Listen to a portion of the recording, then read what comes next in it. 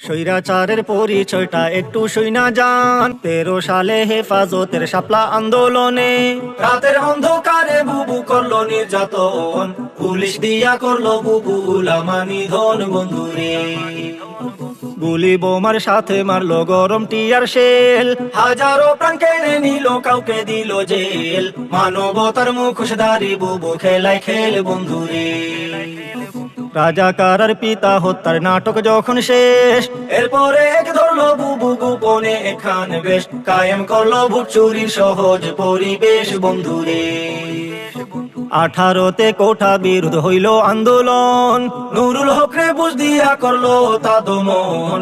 24তে আইসা আবার শুরু আলাপন বন্ধুরে। দাবি না মানিয়া বুবু চালায় নির্যাতন, ধরপাকড়ের গণহত্যা দেখলো জনগণ। সবাই তখন মাঠে নামার করলো রে ভাই।